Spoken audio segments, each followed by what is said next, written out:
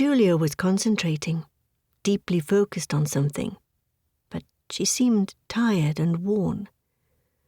Curled up on her lap was a small black cat. His fur was dark as a galaxy and his eyes as bright as stars. She chanted and repeated words that were barely audible.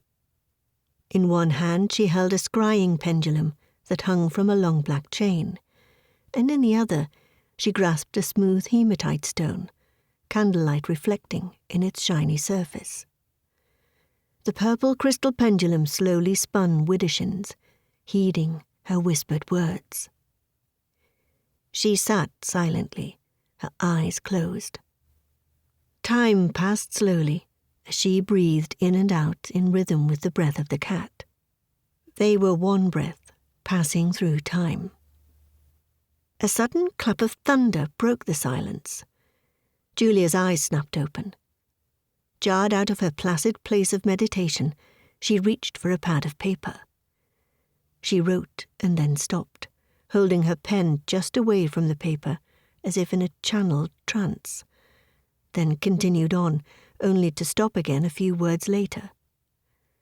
Once her words had fully inked the page, she folded the letter and placed it in a small white envelope. She firmly pressed a stamp into the red wax simmering nearby, sealed the envelope, and wrote, "Hannah," in large letters in the middle.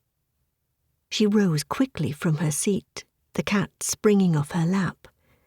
She ran out to the foyer, then down the long dark hallway toward the back door, grabbing a cloak hanging on a nearby hook, and departing from the shelter of her home.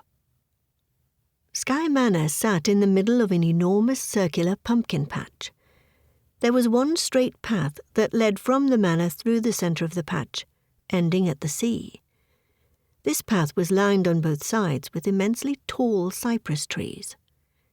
They stood like guards, perfectly lined up, creating a dark corridor to the water.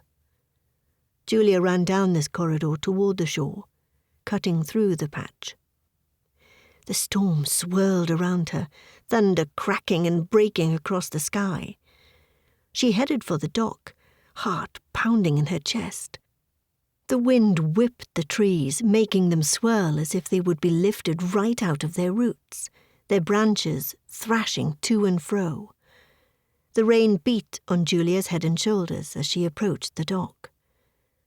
On the dock, she knelt down and reached for the ropes that held the rowboat, her long black hair wet and matted against her face. She untangled them one by one until the small craft was freed from its attachments.